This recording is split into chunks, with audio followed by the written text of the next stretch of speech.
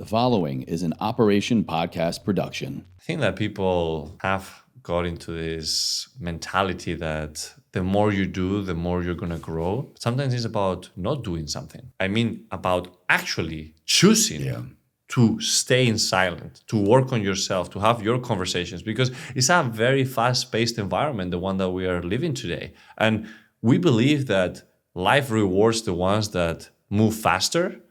And it is not always that case. 30-second rule. Every time I'm done with something, I record it.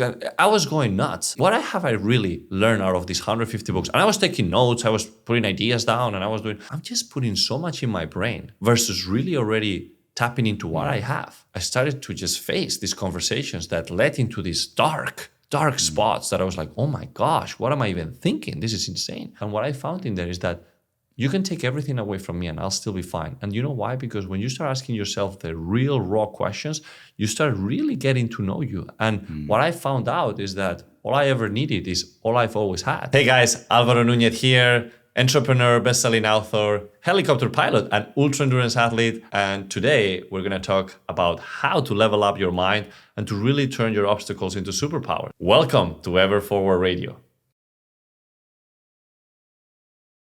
In one of your races, in one of your videos, you talk about how you were hallucinating in the desert. And that's the moment when you realized most people quit way too soon.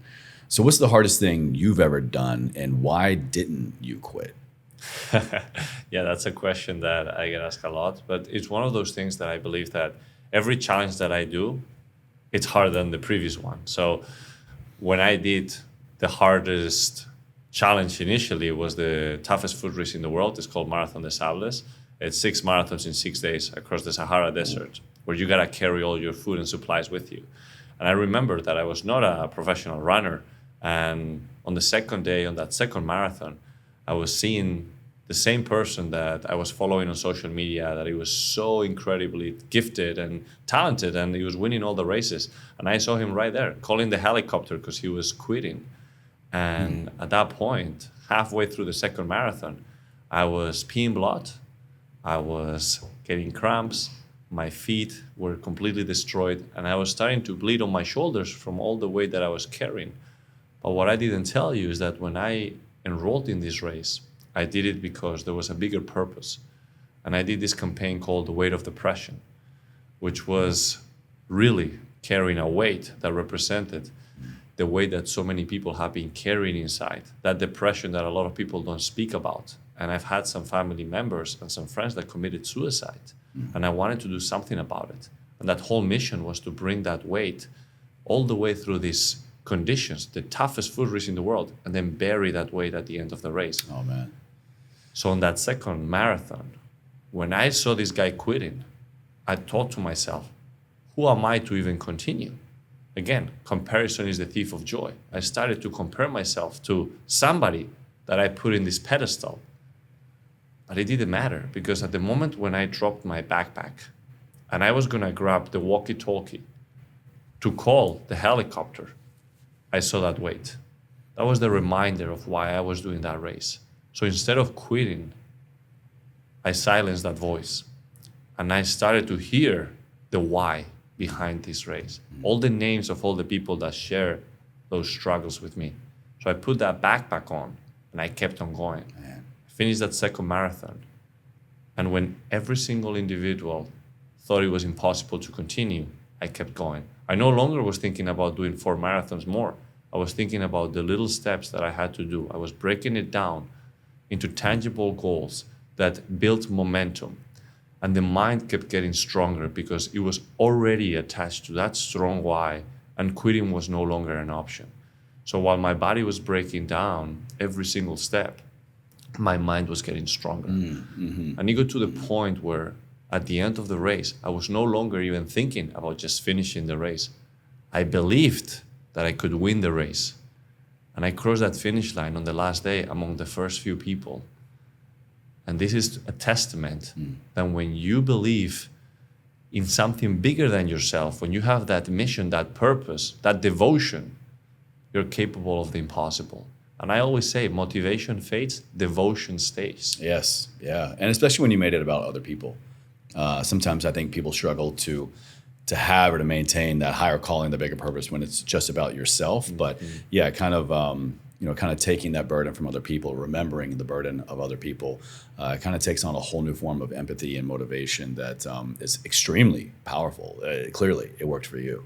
Yeah. And I can take it even more to the present, right? Like that was the first time that I realized the importance of a strong why.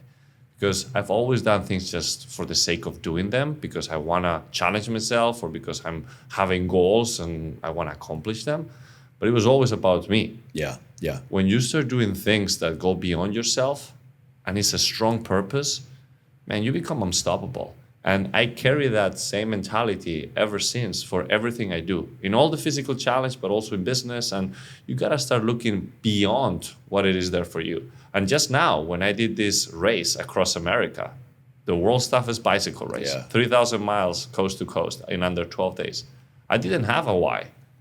And I still talk to myself, you know what? I have this gut feeling of having to do this race, not just to push my limits, physically, mentally, spiritually, but because I have a gut feeling of I need to do this. And having the courage of doing it without a why, it takes a lot, because you want to quit in so many moments through the training process that having a why gives you that sensation of, okay, that's my purpose. I got to keep going.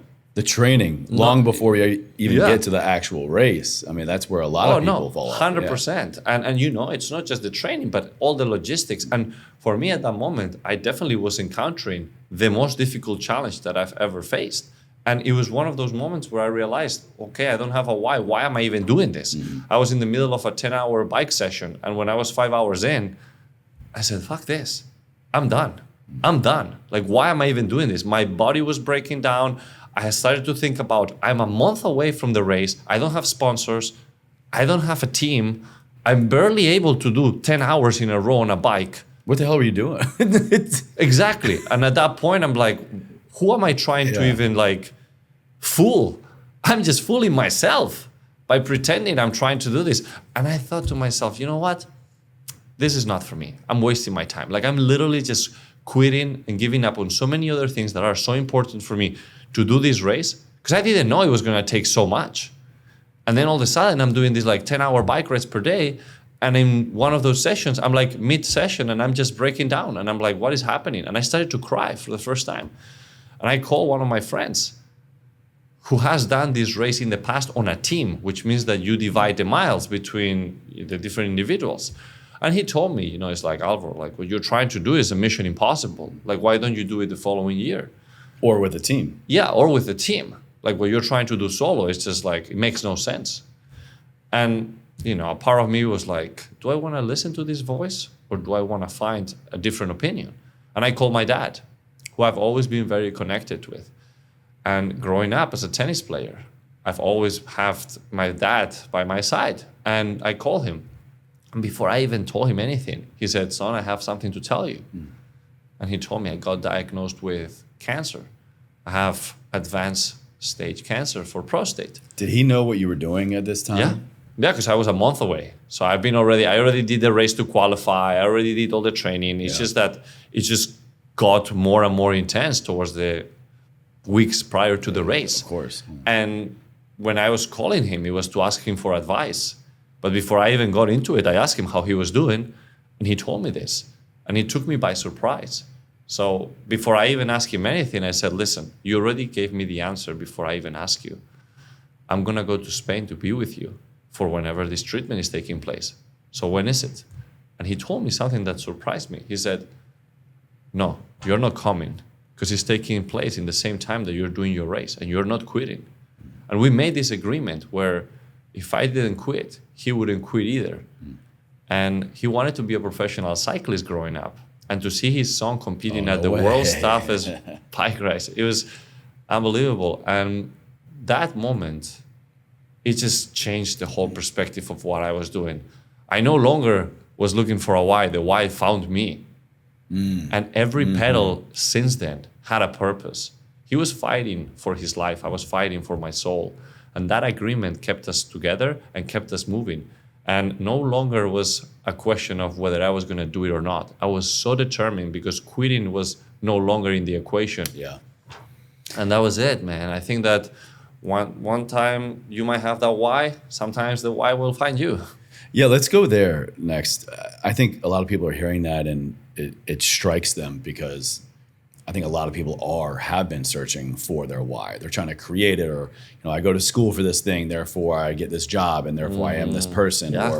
Or maybe it's family legacy. I'm taking over the family business, or following in my parents' footsteps, or whatever it might be. But sometimes, to your point, I strongly agree, your why finds you, or you're finally just in a container, in an environment, in a headspace that is conducive to you being able to hear that calling.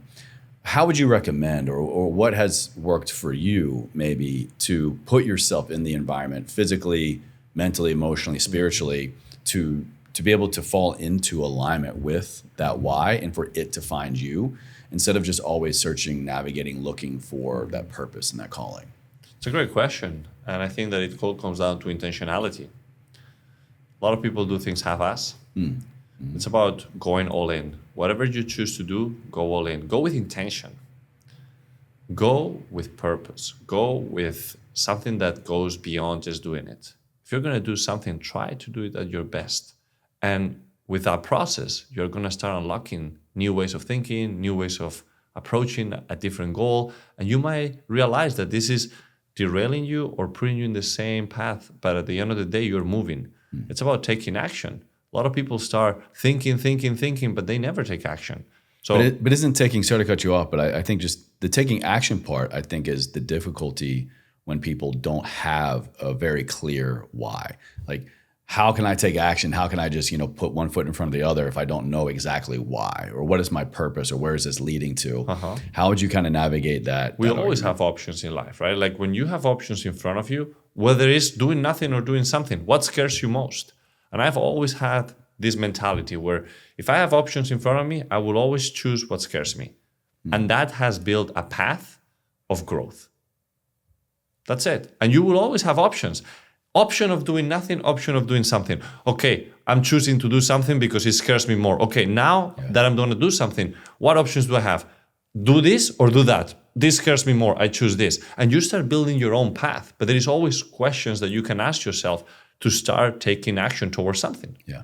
Yeah. Well said. Absolutely. You've said grinding 24/7 does not build resilience, but rather silence does. What's one belief about success or resilience, most people get completely wrong, and keeping this concept of silence in mind? I think that people have got into this mentality that the more you do, the more you're going to grow. But sometimes it's about not doing something. And let me rephrase that, because people think that don't doing something is not taking action. I mean about actually choosing to stay in silent, to work on yourself, to have your conversations, because it's a very fast-paced environment, the one that we are living today. And we believe that life rewards the ones that move faster, and it is not always that case. It is also the case of you slowing down and really reflecting on what you're doing. It's like that phrase, right? Like if you're going to cut a tree, you'll spend 7 of the 8 hours shaving it to make sure that it's cutting properly. So this is the same thing. How are you shaping your mind? And for me, shaping my mind is not about always doing. It's about how can I actually do the work by being still. And I love to go in that direction of doing these silent retreats, doing these darkness retreats, or even just literally going for a walk with no distractions.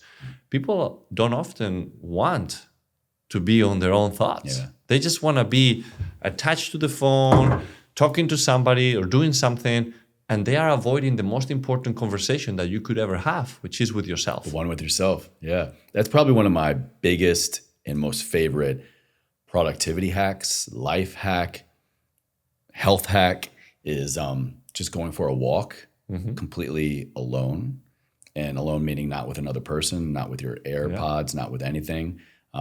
It's actually funny timing today. Are you familiar with Stoicism? Yeah, of course. Yeah, so the quote today was from Ryan Holiday's The Daily Stoic. It was all about stillness, and kind of finding silence and how that is just like the biggest fear for most people.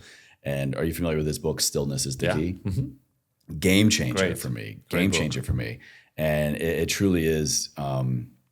It truly is powerful how when you slow down, as cliche as it is, when you slow down, you can ramp up even more. And I think 100%. it's really finding your why is probably hidden in the stillness that you're avoiding, because you have to sift through quite a bit of fear, of imposter syndrome, of curiosity, of creativity. But in that stillness, everything kind of like falls by the wayside that isn't true to you. And I can't tell you how many times, I'm sure you're the same. Well, I go on walks to be still. You probably go on ultra Ironmans for your stillness practice. But it truly is, so much is on the other side of just getting still and getting quiet for a small amount of time. Even stack them up over a couple of days and watch what happens. Watch how much closer you are to your why, or clarity around what direction to go in next. You said it right there, my friend. I think that the answers are in the questions that we are avoiding asking us. And sometimes it's not so much because we don't know the question or because we don't want to do it. It's just that we are so busy doing everything else that we are not taking the time to have that conversation. Right. And look, it might come in on a walk just by yourself, or it might come during a particular ultramarathon. For me, I always seek to actually have that silence. So I've done Vipassana retreats, like the 10-day silent retreats. I've done darkness retreat where I go into a cave in pitch black. And I've done all those things that really require to be just with yourself. In fact, when I go into these climbs where I'm going to some of these big mountains around the world, I don't call them anymore expeditions. It's inspeditions. It's about like getting with... Inspedition. Yeah, that was with my friend Sean Swarner when I first went to climb one of the 7 summits. The first one, actually, Kilimanjaro, it was with him, who is a phenomenal individual, great friend of mine, the first cancer survivor to climb Everest. He did it with only one lung after being in coma for a year. Oh my God. Incredible guy. And we went on to this expedition and he told me, reframe it a little bit. Start looking into it as an expedition. It is the time for yourself where we are away from all the noise. You're literally on a mountain and you're getting to be connecting with yourself. And it was beautiful. It was one of the most transformative experiences. And ever since, I've applied this principle every time I get the opportunity to go either climb a mountain or I'm going into a long run or whatever it is that I'm doing. In this particular case, just more recently, just going for hours and hours on a bike. So you got to maximize this. And I was the type of guy that we go back to the same principle. I thought that being in stillness, I was wasting time. So I was listening to audiobooks, 2x all the time, just telling Siri, oh, I have this idea, write this down. I was all the time missing the point. And it's like this 30-second rule. Every time I'm done with something, I record it. I was going nuts. And then I was like, okay, I've read 150 books in 1 year. I was like going nuts. And I was like, what have I really learned out of these 150 books? And I was taking notes. I was putting ideas down and I was doing I'm just putting so much in my brain versus really already tapping into what I have. And believe it or not, and again, you don't need to go into these extreme cases, right? But when I went into this darkness retreat, I started to just face these conversations that led into these dark spots that I was like, oh my gosh, what am I even thinking? This is insane. But through that, I found the light. And one thing I found is that I was just dropping the shield. I was being fully vulnerable in these conversations. I was no longer, putting makeup to the questions. I was just being raw and honest with myself. And it was like, whoa, this is crazy. But you know what happened in there? I found so much peace. And what I found in there is that you can take everything away from me and I'll still be fine. And you know why? Because when you start asking yourself the real raw questions, you start really getting to know you. And what I found out is that all I ever needed is all I've always had. So it was one of the most powerful gem drops I've ever had. And it's not because I got it from a book. No, it was just because I had a conversation with myself. And I dared to go that route. I dared to ask the vulnerable and raw questions. And I was daring also to answer them. And that was scary. That was dark. But through that, I found the light. And it was beautiful. The questions we seek lie... No, excuse me. I'm dyslexic today. The answers we seek lie in the questions we're too afraid to ask. Yeah, and it's wild sometimes. I wish I could take credit for that. I'm pretty sure I'm pulling that either from maybe another guest or somebody, but this day and age, especially, we have so much access. I mean, to great podcasts like this one, right? and so many other books and resources and audiobooks. And we have access to people and access to tools and access to references and productivity hacks and just ways to learn and absorb it and absorb and absorb and absorb. It's all going in. Crazy. But where is it staying? And more importantly, how are we executing on it? What are we doing with all of these hacks and all of this knowledge? Yeah. It's become, I think, a flex. And I've gotten caught up in it too over the years of just how much can I do in a short amount of time? How much can I, biohack, and how much can I, multitask? And which I think that's the biggest lie of all, multitasking. But, truly, and I'll kind of like put a bow on it here, the most change I've ever noticed in myself, or the soul-stirring questions or the biggest answers I found to my life have all come from just getting still long enough to be uncomfortable with the questions I've been putting off asking of myself. And then, to your point, it's just vulnerability is the most natural thing that comes next with that. And then truth, and then clarity, and then you're living in your why, like we were talking about before. Yeah, 100%. You actually have a pretty interesting tattoo. Suffer intentionality, or life will choose your suffering for you. Is that your tattoo, or I think we're just referencing to it? I'm jumbling my notes again. Excuse me. So you have a quote that says, "Suffer intentionality, or life will choose your suffering for you." So I want to kind of take that and repackage it into if you could tattoo one mindset rule across every entrepreneur, high achiever, go-getter's forehead, what would it be? Well, a tattoo will be a long thing. I like quotes. Quotes are beautiful because it really stays with you. I don't love long sentences tattooed in your body, but definitely reading them down somewhere. What I'll say, though, is that sentence, it really resonates with any other thing related to it, right? Like, I feel like pressure is a privilege, and I think that a lot of times people are avoiding that pressure, right? And then I always say that the quality of your life depends on the choices you make on the difficult moments. And by difficult, I mean painful, right? Because I do believe that sometimes when we have this pain that we are facing, I think it's the most beautiful opportunity for you to grow. Whatever you choose to do in that moment is what's going to define the quality of your life. And every time I'm facing something difficult or painful, instead of thinking, man, this is tough, I'm excited. Like, wow, now is when we grow. And let me tell you, it is easy to go through all these difficulties when you're trying something new, when you're growing, because it's the growing pains, right? Mm-hmm. But whenever you already achieve certain level of success, you might cruise. And that's what happens with a lot of people. They reach success and they start cruising, but you're not really cruising. You're going back down because life is going to take you down. So when I'm in this moment, rather than staying here, I try to get uncomfortable again, going back to the same principle of what we discussed. I keep asking myself, okay, what are my two options? Ooh, I'm afraid of this one. I'm choosing this. The other day I went skydiving. I haven't been skydiving already for maybe 4 or 5 months. Last time I went, I dislocated my shoulder when I was skydiving with the Red Bull team. World champion skydiver, Fred, great friend of mine. He's crazy, but I was with the team and they were doing all sorts of things. And then I was following him. And of course, I tried to avoid injury on my legs because I was training for the race across America and I had a bad landing, boom, shoulder out. They told me, you will never be able to skydive again. You got to get surgery. I said, okay, sure. Just tell me whatever the recovery protocol will be if I am doing therapy. And that's all I did. And I believed in it. I saw it in my mind that I was healed and I healed myself without doing any of that. And now I'm skydiving again without surgery just a few months later. All right. And let me tell you, 2 weeks later, I was skydiving already out of a hotel room. 2 weeks later. But the point is that... my man can't be stopped. No, but you asked me a question before we even started. It's like, how do you recover from all of this? And I do believe in active recovery. A lot of people, when they get injured, they go the reactive route, which is, oh, the doctor tells me rest. Surgery. They take it extreme. They go just become completely sedentary. And it's like the worst way for you to actually proactively get better. So for me, it's like, no, give me all the tools to heal.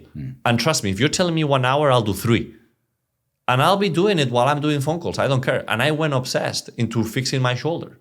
because I couldn't even be on my bike. I couldn't be on the bike. I couldn't put pressure on it because my shoulder was bad. So I put all my focus into fixing my shoulder while doing everything else. And this is not multitasking. This is really putting priorities in place. Because a lot of times, and this cracks me up, people say, I don't have time.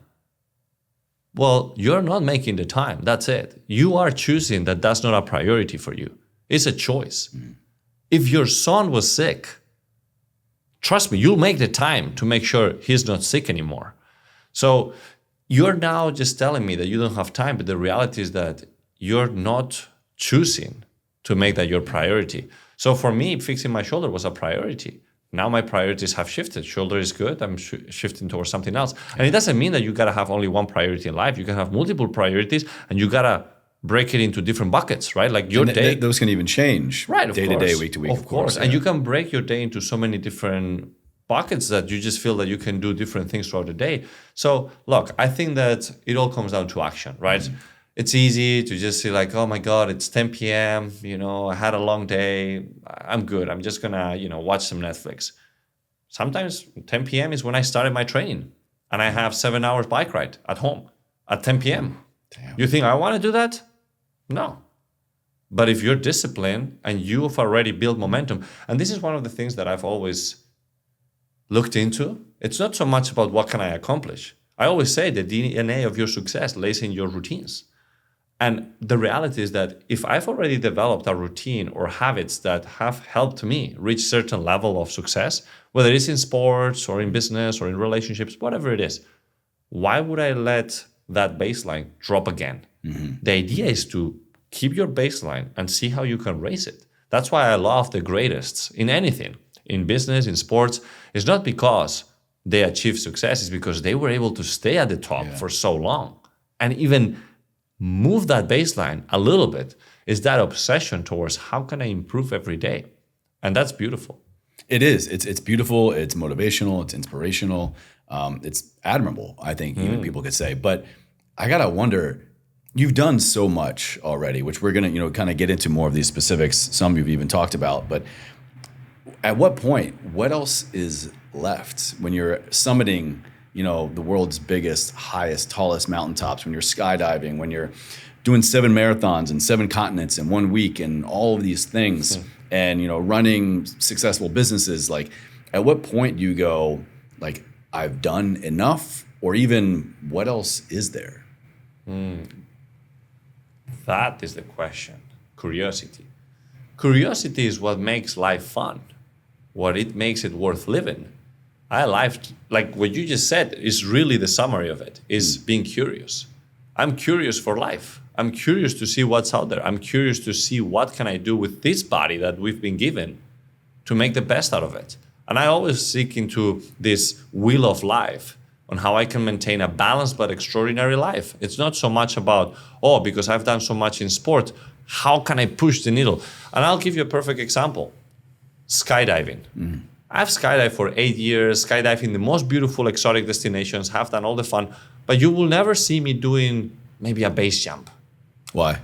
Because I see the probabilities of people dying doing that. And I've lost already over 7 friends doing that. Just from base jumping? Just from base jump. And why would I push so much in something that the reward is really nothing? Now, I understand if that's your passion and that's your life and this is all you do for a living and you want to push that envelope, then go for it. That's why, not that I don't feel sorry for those that die doing it, because they die doing what they love, right? And they knew the risks involved in it. For me, I'd rather put that energy and effort into developing other skills in other areas that I'm also excited about. So I've always checked with myself, okay, let's go back to the wheel of life. And I check every area. Financially, my career, relationships, physically, with the health, like everything, right? And I start looking into it and I'm like, I'm so out of whack in here. Let me put some more effort and focus. And it's about having this extraordinary balanced life. So it's not so much about, I've accomplished so much that I'm done. It's about staying curious on how can I keep expanding, but expanding in a balanced way. Like now I'm more curious about how to become a father. Right? You have a 6-month kid and you were telling me about how you're going to the pool and doing all these fun things. I'm looking now more towards that area, right? So I'm leaving room on the table to build that path, right? Because a lot of times it's not so much about just having the intention, how we talked about. It's not my purpose to be a dad. It's not my why, but I'm going intentionally in that direction, right? And through that intention, purpose will be arise. Like you are right now looking into your life and you need to think about these kids, right? Like a lot of times I speak with dads that are just having these newborns. They're like, man, my kid is my purpose now. So it's beautiful, but you don't have a kid all of a sudden. You got to work for it. You got to leave room for it. So maybe instead of going every single month into these like big expeditions and big trips, plus all these businesses and traveling, now maybe chill, quote unquote chill. Yeah. But in reality, what I'm doing is giving space to be able to build that relationship that will eventually lead to have a family. Beautiful. Yeah, I love that kind of part of the end about leaving space for. You sound like a very calculated man in life and adventures and business and in health. How do you really calculate for that white space, so to speak, that curiosity space? Is it actually X amount of time on your calendar? Is it I've done these amazing physical things, these amazing business things, and therefore I have this other tertiary bucket that I have to just keep available? How do you kind of calculate for the white space? It's calendar, right? Like I do believe in consistency. Consistency is what compounds. So it's not so much about doing something one time a lot and then that's it. It's about how can I place in the calendar the things that I want to do that are going to compound over time. So rather than, I'm going to do this weekend because I have time for it. No, I make time for it. And this is back to the same thing we spoke about, is how can I make time for it? I'm choosing to make time for these things. And in order for that, you got to look into your calendar and be very, very diligent and disciplined with how you manage your time, right? It's not so much about like, let things flow. I'm also leaving space to let things flow. Yeah. But it's time that I chose that I'm going to let things flow. And this is just one of the beautiful things about you being proactive on how you do things in life versus reactively letting life dictate your life. That's it.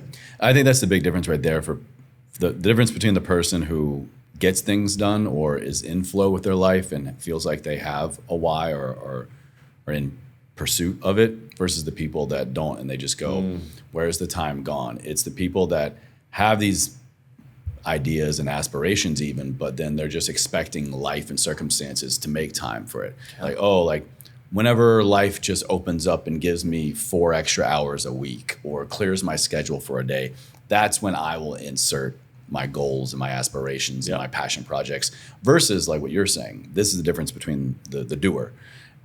Is I'm going looking. I'm clear, or at least clearer on what I want my life to look like and feel like, so that I'm going to look at my life and I'm going to insert it. I'm going to be active with my life instead of passive.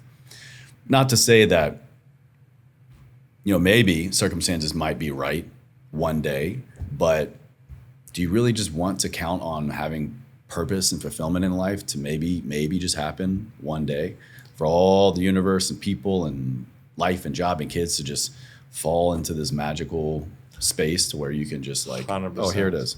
By the way, like, don't get me wrong.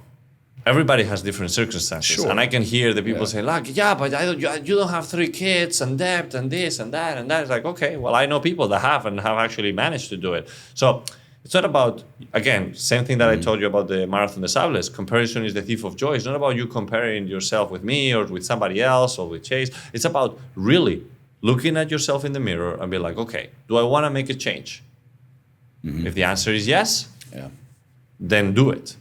How you do it? Block some time for it.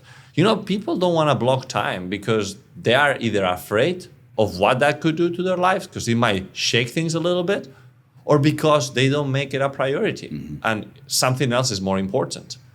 And that's it. They don't want it. Simple. They don't want it bad enough. Yeah. Simple. It's easier to complain, by the way. It's always so much easier to complain. Oh my God, I'll tell you. It's funny because when I do all these challenges, and look, I want to use social media also to empower other people. Not just inspire, but empower them, right? To, hey, take action on your own life because you're also capable of doing it. I come from nothing. I come from doing literally just the basics in order to grow and be where I am today. You can do it as well if you want to, right? Different path, different circumstances, but it's just about knowing that you're capable of doing it if you want to do it. Now, the problem here is that a lot of times when I do something like this, I get friends or followers or people in general that just reach out to me and be like, oh my God, you inspire so much, I'm gonna do it. And I answer, it's like, okay, when? Well, like immediate excuse. Yeah, immediate blank space instead of, I don't know yet, or this is when, this is how I'm figuring it out. Even if you don't have the answer, just, you got to kind of like bullshit yourself almost. This is how I'm going to do it. This is when I'm going to do it. Sign up for something, do something, like build momentum towards it. Yeah. I'm not saying that you got to do it tomorrow, but build momentum. Like and this is one of the things that I've done that has always helped me. When I have a thought about wanting to do something, I don't overthink it. I don't like double guess myself and start having this conversation, but why this, No, I just do something that at least is going to put it in motion. Through that process, more things will arise. Maybe I'll realize that this is less important than this and that, but at least there is motion. And that's the key. Are those moments for you, are they very case by case dependent upon the thing that it is that you want to do? Or have you developed, whenever I get this idea, step one is always this? Do you have that immediate go-to thing that you do or thing that you think that helps you just get into, to therefore stay into motion, that someone might be able to jump on? Yeah, it's a good question. And I'll say it's just like, put it on the calendar, like make time for it. That's it. I'll come back to the same thing. How do you take action? By actually putting it, if you're disciplined enough, don't get me wrong, like if you don't follow your own calendar or your own rules, then you're just lying to yourself, right? But at least try to do the effort to put some order in your life. And this is one of the things that you gotta look into. What are you good at? What are the things that you can leverage on? One of the things that I realized with myself is that I'm disciplined. I've built that from an early age, because growing up, playing tennis, going to school, very disciplined kid. That's what my dad and my mom, so my parents educated me on. It was like, here, you gotta work on this, do that. So the discipline was established from an early age. You might not have discipline, or you might have discipline, but you might have something. And I always say this, whatever you got today is all you need to get started. Doesn't matter. A lot of people think about what they don't have versus what they got. I've always tried to ask that question backwards. It's like, what do I have today to get started? And whatever the answer is valid, because it doesn't matter. Whatever you have today, it's all you need to get started.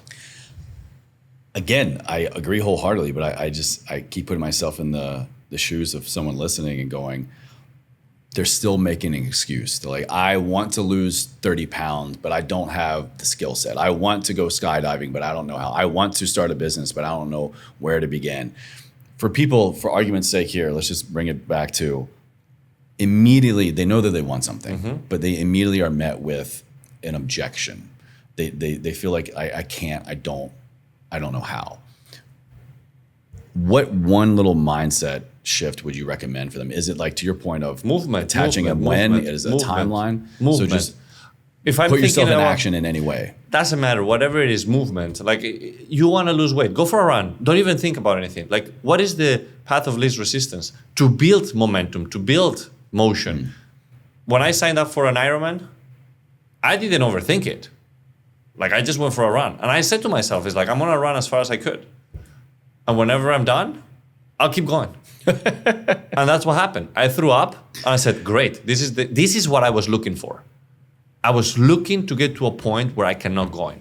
And now is the breakthrough that I'm going to experience, because I'm not coming back to the same version of who I was. Yeah. Now it's when I move forward.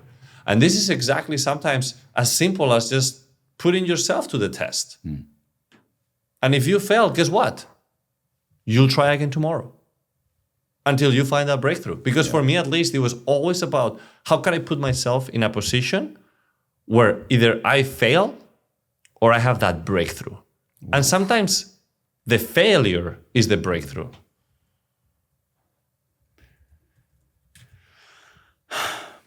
I want to take the audience to these 7 marathons in 7 continents in 1 week. Yeah. Take us into your mind, in your psyche right here. What was going through your mind when you crossed the finish line, that final world race? Well, definitely a lot of satisfaction. a lot of tears coming down due to the fact that I even did this race with 2 fractured ribs. I fractured my ribs literally 3 weeks before the race. Before, not even like it was an injury No. during the, oh my It was gosh. 3 weeks before. And I've been training months for this race, preparing for this race. And 3 weeks before, I break a rib. And doctors don't recommend me to do it because course. I cannot even breathe walking. Oh my God. And I said, okay, how long will it take to heal? They said, well, 1 month without moving, and you have this race in 3 weeks. So you either don't do nothing for 3 weeks and show up and try to do it, or don't show up at all. And I said to the doctor, what if I continue running tomorrow and I go to the race regardless? And they said, well, then you're going to make it worse and you're not going to be able to do it. And I said, good. And I'm not, again, I don't want to come in cocky or arrogant, but I come in from a position of confidence. I've been already through situations where I've put my body through the limit. And I've already heard the stories of doctors telling me that it's impossible. But they have not been in my shoes. So I will listen if there is if I go to do a heart test and there is something wrong, I'll listen. If there is something that is actually really going to damage my health and it might really take me towards a path of no return, I'll consider that for sure. But a fractured rib, what is it going to do? Is it going to heal bad if I keep running? It's just going to take longer to heal. So I said, I'll endure it. I'll endure the pain. And what happened is that when you already have that mindset that you've developed over the years of quitting is not an option, you just show up anyways and you'll find a way. And I said to myself, look, if I gotta walk, I'll walk. I don't care, but I'll make it. And funny enough, not only I did not walk, I was actually trying to beat my PR and beat everybody. And I went nuts into the race to the point where, I started to run very funny. I actually reached the last marathon in Miami in first position. And I was literally running cricket because I couldn't breathe through one rib and my knee started to blow up because I was running all messed up. So I'll say that when you endure this type of pain, the reward on the other side is so beautiful, right? Because you just prove to yourself that you are capable of more and you don't quit. And when you don't quit, and that's the beautiful analogy in life, is that no matter what your challenge is, in business, relationships, whatever it is, if you choose to not quit, the reward on the other side tastes so much better. It always does. It always does. And even if you're having difficulty in the beginning, at least kind of wrapping your head around what is the reward here, maybe you made it through the hard thing. In my experience, just wait a little bit longer. And if you choose to wake up the next day and get out of bed, like life is not going to get any easier for you. You're going to develop this relation to that tough time, those difficult times, that injury, that recovery period that is going to just, before you realize it, you're going to wake up the next day and just be that much stronger because you have that experience. Like, I know what hitting the ground feels like. I know what being immobilized feels like. I know what recovering from broken bones and rehabilitation feels like. Suddenly, what I'm faced with today isn't as bad. Or if I'm getting real and honest with myself, I've been through worse, or somebody else has had it worse. And so I think that's another kind of like psyche point, but even just like true to the human nature experience. A lot of these fears that we have is because we have not experienced them. It seems so preposterous for us to put ourselves into harm's way because we've never had to navigate getting out of this tight spot or running with a broken rib or escaping a saber-toothed tiger, evolutionary speaking, or, getting back into shape after a hard injury or a long rehab. But once you have, it becomes possible because you've experienced it before and the brain can jump to those conclusions a little bit clearer. I love that. It's about the calibration, right? And again, it's not so much about what you are going through at the moment, is what you've endured in the past that shifts the way that you think. So I was not probably capable of running with a broken rib when I first started running. I will just stop immediately. I'll be like, oh my God, alarm. I'm going straight to the doctor. I'll take a month off. But because you've already put yourself through so much, your calibration has shifted. And that's why I always say, like, start today. And then you'll see that eventually you'll start gaining those little victories. I always say that the reward is wrapped in pain. And that's really what it is. You're never going to get a reward just going through the process of satisfaction and cruising. You're going to find it in the pain. And that's why I always said, like, the quality of your life depends on the actions you take in the painful moments. But I will say that a lot of people don't seek that, because the moment that there is a little bit of discomfort, a little bit of pain, whoop, they get off the gas. They put the brakes on. They start listening to everybody but themselves. Are you being honest with yourself? It's easier to hear your mama say, oh, your sore throat, stay in bed. Versus like, it's actually not that bad. I can go through this. And that's what really starts calibrating your life. So it's just about having those honest conversations with yourself. Literally, that's what it is. But there is the yin to the yang. There is the parasympathetic to the sympathetic. There is the rest and recovery to the, grin and bear it.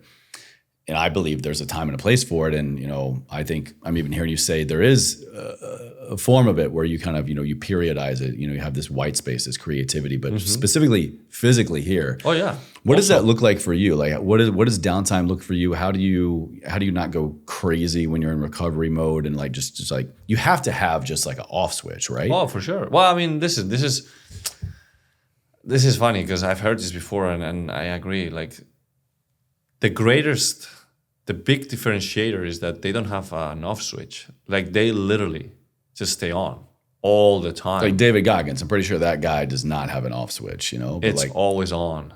But this is the reality. On doesn't mean that you're always doing something. It's that you're always intentionally doing something.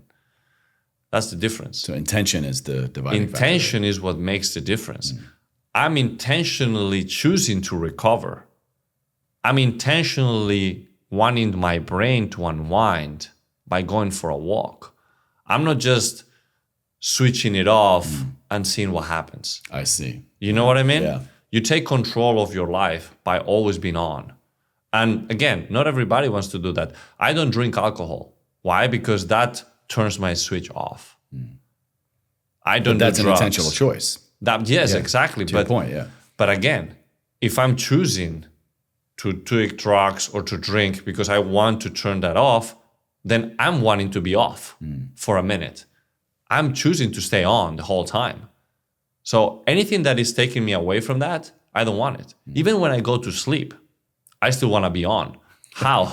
I mean, again, the whole term on might sound a bit off in here, but have you hacked sleep? Is it? Yeah, well, I don't. The man doesn't sleep. No, I do sleep, but again, proactively wanting to control your sleeping patterns.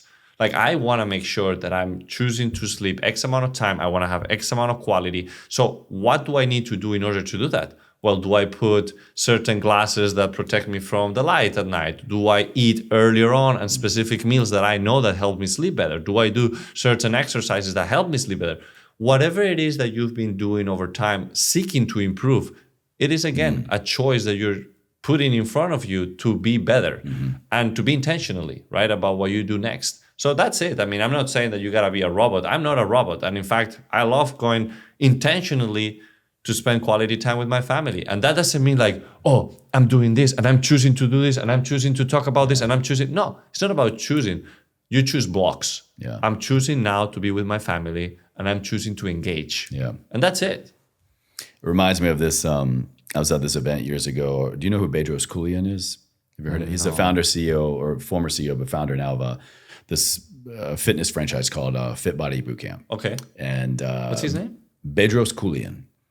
Oh, I've heard of him. He's he lives not far from here. Yeah. And he has a podcast too, right? Yeah. I've listened to him. He's a tough guy, no? Very tough guy, very intense guy, but a family man. He's been on the show a couple of times, and I was at this event and I heard him talk about like basically what you're saying. He's so intentional and just so driven, and like there's no off switch, at least in this period of his life. And he's like, people are like, Bedros, when are you gonna have fun? You never have fun. Like, what about your family, your kids? And he's like, I have fun. I have fun scheduled Friday from 4 p.m. to 8 p.m. with my kids and my family, And he was joking, but you kind of have to be like that if you want to be this version of yourself that you feel called to, or if you want to achieve anything more than what maybe you have, or you just tap into your potential, you have to really get kind of delusionally optimistic with not only your capabilities, but like what you can accomplish. And you can't accomplish things if you don't make time for it. And you have to compartmentalize fun. You have to compartmentalize. You have to schedule these things. You have to make time for your body, for your family, for your business, for your finances, for your grocery shopping. It's just so funny. It's like, I have fun. I've scheduled fun. Yeah, exactly. You too can have scheduled fun. Yeah.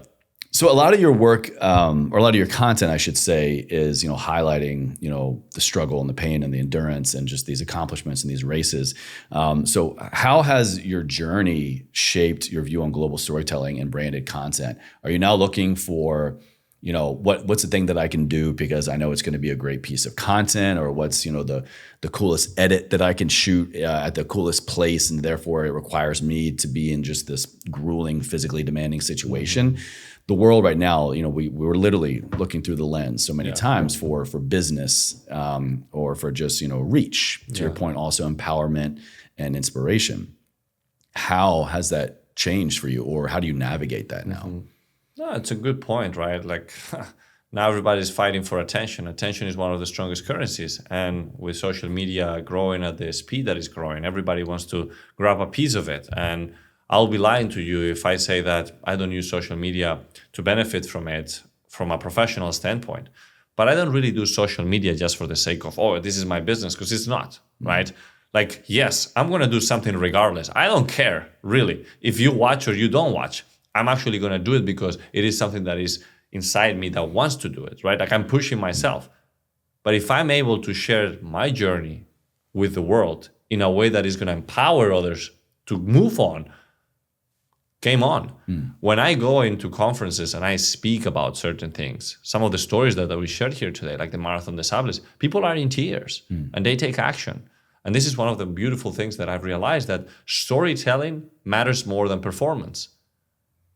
I don't care if I finish first or second or third, but if I'm able to turn that into a story that empowers many people to be better in their lives, then that's it. And sometimes, hey, might be only one person, but that person was my father, and that was enough.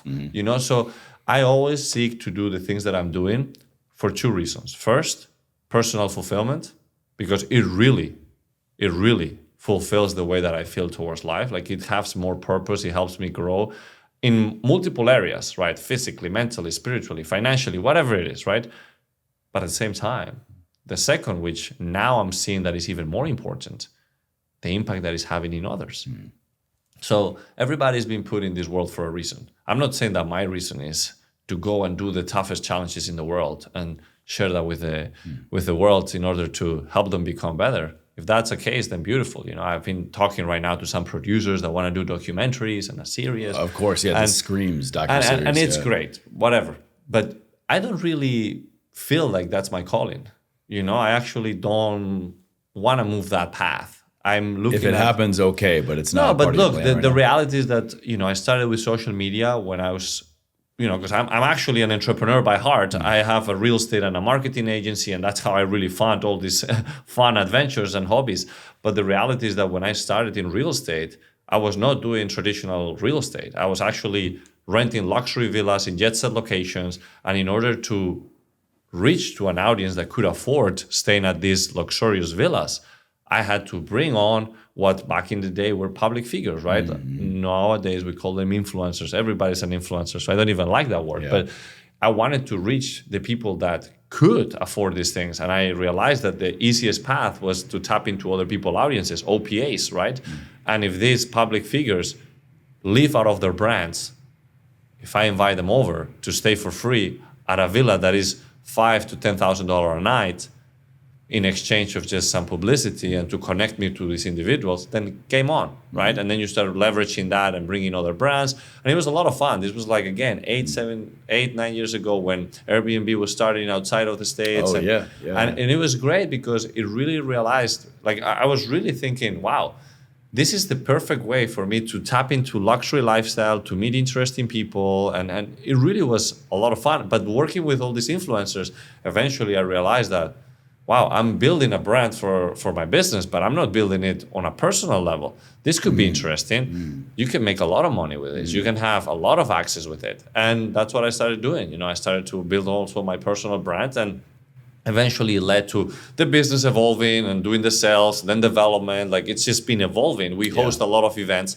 So when you ask me about social media, if I do social media for the sake of, you know, storytelling or what it is, the purpose behind it, I use it for so many things. I use it for business. I use it for storytelling. I use it for anything. But I'll tell you that the foundation of anything that you do on social media, it needs to go beyond just showing a product or showing something. It is something that, in my opinion, is more difficult every day, which is capture the attention of the person on the other side of the screen. And a lot of times, the reality is that attention is being grabbed in so many different forms. You're a good-looking girl, you can grab attention quicker. You're doing something completely silly and irrational, you're grabbing attention. So I tried different hooks back in the day, like jumping out of a plane with a suit. That was a video that got 230 million views. That's what got me viral initially, you know, because everybody started to share this video. It literally went viral everywhere. It had, like, I think, almost 320 million views. Like, it was ridiculous. Every page was resharing it. It was insane, right? And then did that funnel into anything real, tangible for you? Or so is it what just happened awareness? is, an editor of Forbes saw this article, saw this video, and then decided to reach out to write an article on me. And then that article went out, and then a lot of people started to reach out to work with me. So it's like an attention domino. Yeah, and then what happened is that I started to post more videos, and it was already this domino effect where all these other videos were starting to go viral as well, because now all these pages were following me, and it kind of created a lot of momentum. So it made me skyrocket. I started to do collaborations, which is not the same collaborations that we see today as collab posts. Right, yeah. But it was collaborations in terms of creating content together with a lot of interesting people. I was able to start reaching out to people, and they will be like, oh my God, this guy is interesting, right? Now I don't care. I mean, not that my platform has plateaued or not, I just don't seek that virality. Now I do the things that I love doing because I love doing them. And then, maybe I should look back into the hooks on how to go viral. But I just see the things that are going viral right now, and the game itself on social media, and how, not saturated, but how negative it has become, right? And I'm not saying anything bad about social media. I think it's a great way to get yourself out there. But it's not the same as before. And I think that in order for you to be able to succeed in that game, you gotta be committed, you gotta be disciplined, you gotta be consistent. And right now, I don't see myself putting the time and effort to want to do that. Now, if 2 people watch one of my videos and they are empowered and inspired to do something, or if one brand sees it and wants to work with me, or one person sees it, great. That's all I need, right? So I'm not looking so much at the numbers anymore. I'm looking more at the impact. Which is great and amazing, but, you know, one could maybe even argue, well, yeah, of course you can say that now because, you know, your page, excuse me, Instagram alone is, you know, a million plus. So it's kind of like, oh, of course the person can, you know, take a step back and choose not to play the game when they've air quote here won kind of thing. Yeah. So what would you say to kind of that person? It's a good point. And I'm like, okay, it's like the same way that if somebody has sold a company for $500 million versus somebody like myself that is trying to build it to be a $500 million company. And then I can picture the same analogy with the social media. Great, that person doesn't need to work and can just live out of passive income because has all this money. Yeah. So it doesn't matter. Like, the point is that you can compare yourself with me all day long, but it's not gonna change your 10 followers or your 1,000 followers. If you want to build your business, what is it exactly that you want to do? And I always say the same thing. It's not so much about your followers. It's not so much about your virality. It's about authenticity. I think that we're lacking that. Like, that's one of the things that is lacking the most these days, authenticity. Are you being authentic to yourself? If you're able to be authentic and to be passionate about the things that you're doing, then you're going to have fun doing it, right? Like, it doesn't matter if 10 people watch it. Like, right now, we're just looking for validation. We're thinking that our success lays on how many likes we get, how many views we get, how many followers we have, how many, things we're accomplishing, quote unquote, on social media. But the reality is that, are you really putting content out there that is authentic? Are you putting content out there that is having some sort of impact? Are you doing something that you're passionate about? Are you doing something that you're willing to do in the long term because this is what you want to do? Or you're just doing it for the sake of trying to get viral and you made it, right? Like, yeah. What is it really behind it? And that is that is some people's strategy, right? Is like intentionally, intentionally going through this method or using this viral strategy. There is strategy to social media, there is strategy to content, but it becomes more difficult to stay authentic through just constantly having strategy, I think I'm hearing you say. But I'm curious if I could ask you directly, is there a top strategy? Oh yeah, 100%. And I was going to tell you, strategy? Same thing I did before. Other people audiences, OPA, and OPS, other people's stages. You don't have to have an audience. Like you have 1,000 followers. Go to where the audiences are. Yeah, like how can you add value? Value-driven content. If you focus on how to add value, trust me, you'll build your page, you'll build your audience. When I started, I was leveraging what I could add value on. I had nothing but access to a lot of beautiful homes. So I started to invite all these influencers. Guess what? I was saying, you need to tag me. We got to do content together. We got to, it's part of the perks of leveraging what you got. So ask yourself, how can I add value? Whatever it is that you can leverage, use it and start looking into the audiences that you want to tap into. When I wanted to build a community in the real estate world, what started to do? I started to build relationships with all these brokers, with architects, with developers, with interior designers. What are the conferences that have all these brokers and people in front? How can I add value to this audience? What is my unique skill set that I can go and add value on? So whatever it is, just ask yourself. Yeah. And hey, if you are wherever you are in the world, go niche. Focus on what are the local news and what is one piece of thing that you can talk about and reach out. I started to reach out to all the editors about interesting things that I could be talking about that were interesting.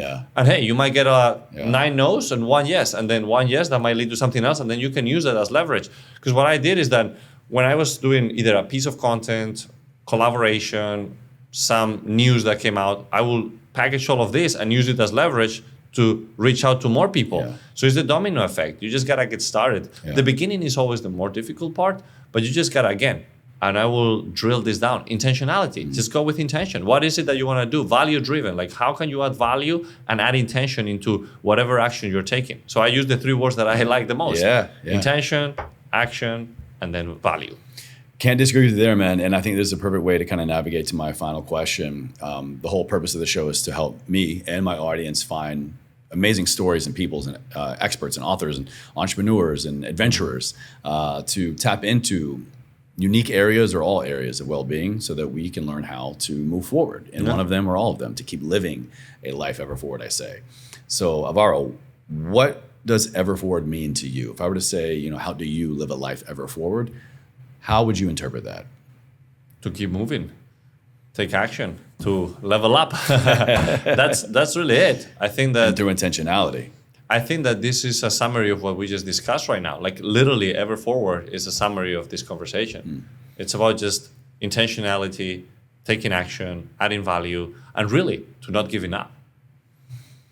There's never a right or wrong answer. I always appreciate everyone's interpretation, but it's been very clear from the whole experience here. You embody this philosophy very clearly in life and in business and in venture, and that's exactly what I'm talking about. That's exactly why we're here, and that's exactly what I'm looking for whenever I sit down with somebody. And you do it in such a unique and fun and adventuresome way. And I do understand. I think not everybody can really maybe relate. I can't go skydiving, or I'm not a luxury real estate guy. But I want to go back to your point of you're focusing on the wrong things. Focus on what you do have, and learn how to leverage that to build value, to grow. Oh my God, yes. I think people are sitting on a mountain of gold and they don't even realize it because they're focusing on what they don't have, thinking that's what they need to get what they want. Oh, you're so right. And now that I'm thinking about this whole concept of ever forward, it's like the relentless purpose-driven action, right? Like if you just think about how can I continuously move forward with intention by taking action every day, by trying to become a better version of myself, and by adding value throughout the process. It's beautiful. That's it. Well, where can my audience go to connect with you, to follow along your amazing adventures, get your book? We'll, of course, have everything in the video description and show notes. But is there one place to just go check you out more now? Yeah, I mean, Instagram is probably where I share the most It's of the most fun. adventures. Yeah, Yeah, it's it's the most fun, where yeah. you see like these quick reels and Yeah. then, oh my God. So yeah, Instagram, Alvaro Núñez. In Amazon, you can get the book, just level up. Easy. And yeah, anything in between. Just Man. follow the man himself. He's the one that brings all the fun into Oh, well, the thank podcast. you. Thank you. It makes me, it gets me itching to go skydiving again. I haven't done it in a while, but Ooh. yeah. You know, there is actually a fun spot that I love to go every time I come to LA, which is in Paris.